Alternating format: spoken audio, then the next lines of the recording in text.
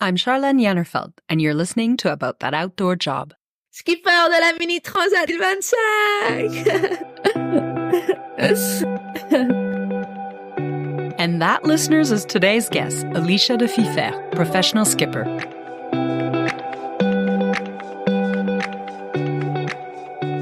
A quick note before we go on. Unfortunately, some of the sound quality during this episode isn't optimal. When you listen, you might think Alicia was already somewhere in the middle of the Atlantic when we actually recorded. It's not the case, but unfortunately, there's a bit of glitches. We've done our best to improve it, but thanks for understanding that even the best tech can't always get the best sound. Alicia was born in Zimbabwe. She grew up on the coast in the south of Spain and is now based in Lorient, Brittany. This French seaport is the stomping grounds of many renowned skippers, and it's the perfect training place for offshore racing. We managed to chat one evening after she'd packed in a full day of boating prep, fundraising, and race management. Yet, she's upbeat and lively. It quickly becomes apparent to me that the thing Alicia loves best after sailing is talking about sailing. Your passion for sailing is quite contagious. Where did your love for the sport come from? It's kind of funny because every weekend my dad would say, oh, well, we could go to Soto Grande and go on the sailboat. And I would always jump at the occasion and sort of always ask if I could bring a friend along. And there would always have to kind of be a different friend because they would always end up being sick at the back of the boat while I was jumping up and down at the front of the boat and being really, really excited. Yeah, so my dad loves sailing and he always used to have these stories which were very inspiring to me. And although Tarifa doesn't have that sailing culture, I was very sort of drawn to it and started doing all of my courses when I turned 18. I read in an article that by the time you were 18, you knew you wanted to make a living sailing. What steps did you take to make that happen? So I decided that I didn't want to go to university, and my mum said, well, give Kathy a call, who had a sailing school in Gibraltar, which is just up the coast from where we live, Trafalgar Sailing School, and, jump on a course. And so immediately I did that, and I did a course where we sailed to Morocco and back, and it was unbelievable. The feeling of being out there with all of these guys and kind of discovering sailing all together and starting, to kind of go a little bit offshore, although, we had land in sight. And then I think the summer after that, I went and worked in a little chiringuito on the beach in Tarifa, got all of my money together that I needed to do all of the rest of the qualifications, and then went off and started a career on big sailing boats, sort of super yachts. And so for 10 years, I worked on these big sailing boats and probably covered around 40,000 miles with a few 6 Atlantic or 7 Atlantic crossings going up to Norway. Progressed in my career and gained more experience. I was also gaining more certificates and diplomas. And in 2022, I obtained a ticket called First Officer 3,000 gross tons. Alicia's now in her late 20s, and she's already been working on super yachts for nearly a decade. She's also already sailed across the Atlantic 6 times. She's also raked up nearly 40,000 nautical miles. And then she earned her first officer for 3,000 gross ton competency certificate, which basically means she can pilot 3,000-ton vessels. That in itself is impressive. But her next move might not be what you'd expect. So once you earned this new qualification, what was next for you? I remember going back to work and just thinking I was doing this job where I wasn't inspiring anyone, yet I had done something that was massively challenging in a sense. I don't feel this motivation and this challenge that I used to feel before I had this diploma.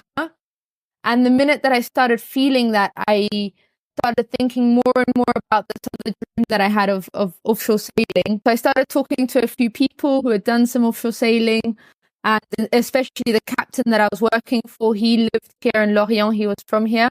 And he said, Alicia, you have to go and do the Mini Transat. Like, I can do two things. I can either give you a higher salary, or I can, send you off and you go and do this project. So that's kind of where it all started. Her chance encounter with Edouard Golbery propelled Alicia into the world of offshore sailing. And how it all kind of developed was around the time when I was deciding that I was wanting to make the transition, I met Edward Goldberry, and he was my co-skipper for last year.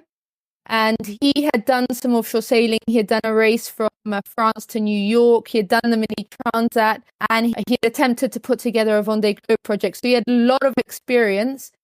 And he said to me, Alicia, listen, what I can propose to you is that we do the Transat Papek. And I looked at him and I had no idea what that was. I'd never heard of it. And he said, yeah, it's on a Figaro Beneteau 3. I had no idea what that was either. And little did I know that this Figaro Beneteau 3 was like this offshore, extremely technical, foiling, mono-type racing boat. So like every single boat in the class is exactly the same. And the only things that change are the skippers. And I was like, yeah, let's do it. I've done 6 Atlantic crossings. Why not? This sounds great. So next thing, I left my job. Thank God I had some money in the bank from my working and moved to Geneva, and we started the search for sponsors. Is it difficult to transition from salaried work on super yachts to basically project managing your own offshore adventure? It is extremely difficult to transition from having a very, very good salary, working on this luxury super yacht, having a chef, having, your shampoo and your everything paid for, not paying tax, and traveling around the world and meeting loads of great friends, to going managing a project. Deciding to take part in a race like the Transat Papek is basically like starting a business. You find yourself wearing all kinds of different hats: entrepreneur, project manager, fundraiser, operational manager, media specialist, and skipper. It doesn't sound like there's much time to spend on the water sailing when you embark on this kind of project. We talk a lot about the difference between the outdoor job and the 9-to-5 job. We were working 12 hours a day or plus on our laptops. And, if we could get a run in the day, then that was just huge. At the end of the day, I didn't mind that's what I was doing, because I was working towards this goal that I was going to sail across the Atlantic double-handed in this race, which was extremely popular and it was going to be a huge challenge. And I kind of saw this as such a, what's the right word? Like so prestigious, in a way. And it would have been just this huge challenge if I'd managed to achieve this goal. Alicia is very transparent about the difficulties in getting funds for this type of project. For almost 3 months, all their energy was spent trying to find sponsors without great success. They then decided it was time to gamble it all. So for those 3 months, we pushed and pushed and pushed. And then 3 weeks before the start of the race, Ed and I looked at each other and we said, okay, we have one chance. There's this one prospect that we had, this one CEO that we'd been talking to for a while. Let's give it a go. Let's send him a message, say that if he doesn't join in 24 hours, we're shutting down the project. And we sent him a WhatsApp message and he replied saying, don't shut down the project, go for it. And I kid you not, we packed our bags, went up to France, signed a contract. We had no money in our account yet. But within, just by that one WhatsApp message, we're probably committed to around 70,000 euros of race inscriptions and rental. With hindsight, why do you think it was so hard to get that big sponsor ticket you needed? At the beginning, that was really hard because I was selling a project which I'd never sailed on the boat before. And I didn't really know the feelings that I was going to be feeling when I was out there. So we would find ourselves in front of these CEOs selling a project which we weren't 100%, well, I wasn't 100% sure of what I was actually selling. So it's kind of hard to have that enthusiasm. So the beginning was extremely hard, and I can see a massive evolution from, back then to now. I feel a lot more confident, and that's, I think, a huge part of it. So you secure the funding. But that's not your only obstacle for the race you're now fully committed to, and that starts in just under 3 weeks. The funniest thing about it was that I'd never even sailed on this boat before. And yes, you can say that sailing on any boat is, all boats are more or less the same. But Ed and I we had done a bit of sailing in Mallorca together, but there was a lot of training to do. We're going against the best. The Figaro 3 class is the training ground for the Vendée Globe. It really is the training ground. So when we arrived there, we did the first prologue, there was a prologue of just, a 3-hour race before the Transat. And there, Ed and I found ourselves for the first time racing against all of these guys. We hadn't done any professional training. And of course, we didn't have the speed of the boat or anything. And so the next days we were going out training, trying to figure out the right settings of the sails and the trimmings and the mast. You change the tension in the mast. So everything just makes a huge difference. And then my second race was the Transat Paprec, where we left for 20 days and 4,000 something nautical miles. And off we were on our way to St. Barth. So yeah, it was crazy. The 2023 edition of the Transat Paprec was just the start of Alicia's journey into offshore sailing. And now I talk a lot about that race because that race was very much an adventure. And then to see how we progressed throughout the season, where we trained pretty much every week together. And we did the Transat Paprec, then we did a Tour France à la Voile, which is a race that goes all the way around the French coast. And then we finished the season with this race that left from Venice, where you're literally leaving from the Plaza San Marco in Venice, and then you're going up the canal, sort of jiving our way out the canal with all the vaporetos and the people taking photos and the lovers kissing and the tourists. And there was just this whole ambiance around it. And you could smell the pizza and the pasta, and it was unbelievable, honestly. And then we're there with everyone clapping and taking photos. And then we just knew that we were leaving for 8 days to sail around this country all the way to Genoa. And what was unbelievable about that was coming in second place after just 1 year of training. So that's kind of where I really decided, right, this is it. I need to start my Mini Transat project. Alicia's focus is now fully on the Mini Transat. It's a solo and unassisted transatlantic race aboard a small 6.5-meter sailboat. The race starts in France and finishes in the Caribbean. It's held every second year, with the next edition scheduled for 2025. There's a rigorous qualifying phase in place. You don't just rock up to the start line. Sailors have to qualify by covering one of two specific 1,000 nautical mile courses, in addition to having 1,500 nautical miles of ocean racing completed with their mini boat. You said, I need to start my Mini Transat project. What's the motivation behind that need? Feeling challenged, which is something that I had kind of lost. And at the same time, I was learning something. I was learning and I was challenging myself and I was making videos. I'd never really made videos or written a blog or anything like that. And so all of this was kind of extremely exciting and I loved it. And I loved how many people sort of hooked onto the project and hooked onto the story and the adventure and are following me and are inspired by what I'm doing. And, send me little messages like, Alicia, you've got this, keep going, you're going to make it. We're going to get you across the Atlantic. So I think that's really, really special. And that's what really motivates me and keeps me going now is to see how many people I'm inspiring around me. And you're trying to share that passion for taking on challenges too. Tell me more about that. The more I sort of build this project, the more I want to revolve it around inspiring the younger generation, to face their challenges, to get out into nature and to do whatever their dream is, whether that's climbing a mountain or swimming across the straits or anything. That's something that sailing has, which is super special, is that you don't have to sort of be a sailor to feel the things that we feel when we're out at sea. My next question might seem laughable, but here goes. Is there ever anything close to a typical week in what you do? No, there isn't the honest answer, but I think you can start to build a more structured week once you have the funding. And it's finding the funding that's really hard because you're spending a lot of time on the computer instead of being out there doing what you need to be doing, which is training, preparing mentally, preparing physically, and working on your boat to get it ready. So yeah, once you have the funding, then it kind of goes more to project management, whereas before it's more like building a business and putting it together. So yeah, that you do have those two different parts. And at the moment, I'm getting out on the water when I can, and when I'm not on the water, I'm in front of my computer sending emails and on phone calls. But yeah, I dream of that moment where I can say I'm training 3 times a week on my boat, and the rest of the time is dedicated to sponsors and to doing, media coverage and to training physically, because then you have that nice balance where you can also find that time for yourself, which is extremely important. And that comes down to very simple things like eating well and preparing yourself for a race with rest and a personal life, of course, which we all tend to forget.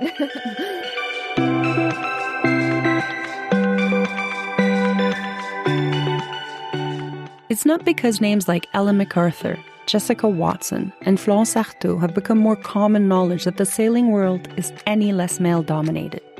And sure, the 2023 edition of the Ocean Race had more female sailors than in any of their previous races over the past 50 years, but that was still only 28% of the competitors. The 2021 Vendée Globe had 18% female skippers. So yeah, it's still male-dominated.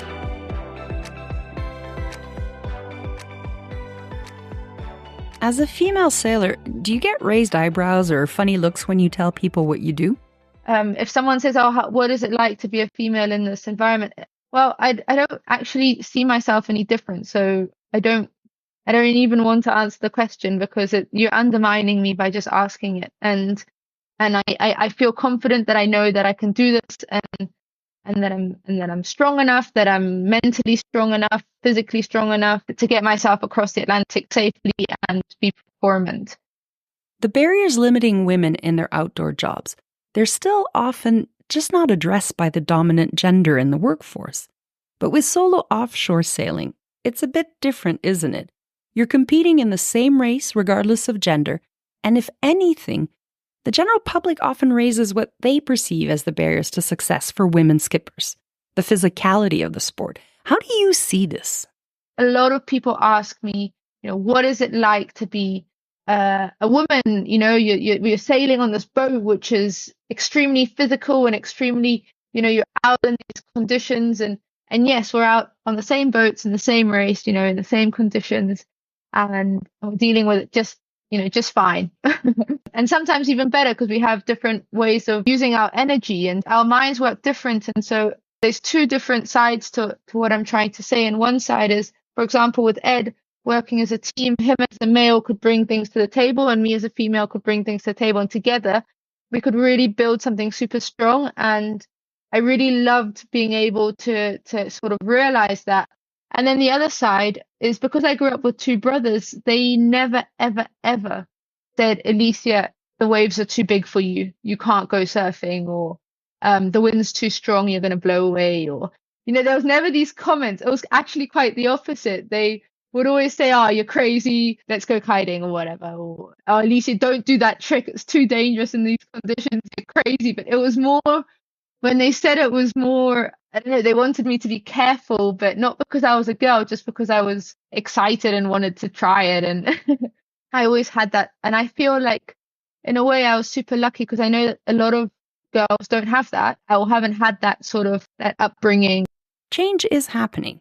The Ocean Race, they did have an increase of 10% in female sailors competing over 9 years. Back in 2015, it was only 18%. And last year, they did reach 28%. Are you also witnessing this increase in female sailors in your day-to-day? So yes, it is still a very male-dominated sport, but I think it's changing massively, especially the Mini Transat. There's a lot of girls that are throwing themselves into these projects. I see it when I'm walking down the dock, and that's what's really nice is that we can ask each other, for assistance, for help. And I get asked from men just as much from females for how do you do this or what do you do, and I ask just as much advice. And so I think we're working towards building a more mixed sort of community. Part of the mission of the series Women in Outdoor Jobs is to share the stories and experiences of women like Alicia who've successfully made the outdoors their living, so that women who want to achieve that for themselves can benefit from their learnings and advice.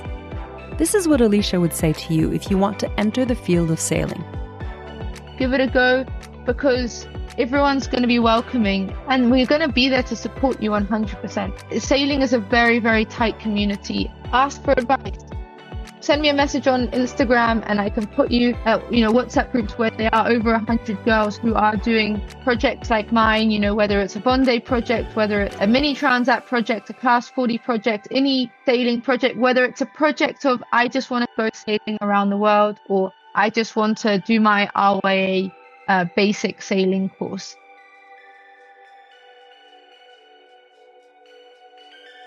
A big thank you to Alicia for taking the time to talk with me.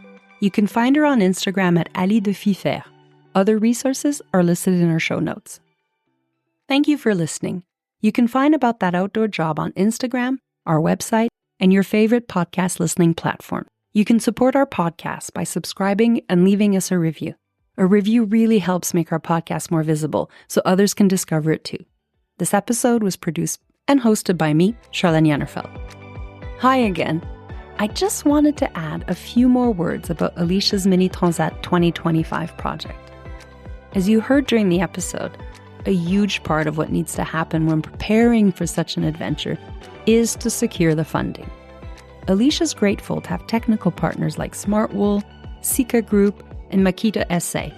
They provide material and equipment support, but her biggest challenge is finalizing financial support. So with the start of the 2024 offshore racing season looming, she took a really bold step. She launched a crowdfunding campaign. Friends and family who know her determination, her drive, and her talent jumped at the chance to contribute some financial support to help see her achieve her goal. She's just 2,305 euros shy of her goal. So if you believe in Alicia's endeavor, if you want to see a young woman compete in this epic offshore race and be part of her story, head over to our GoFundMe page. No amount is too small. And if you have any leads for sponsorships she still needs to secure, don't hesitate to drop her a line. She'd love to hear from you. Like I said at the top of this episode, when Alicia's not sailing, she's more than happy to talk about sailing. And her enthusiasm is contagious. We'll be cheering you on, Alicia. Thank you for listening. Bye.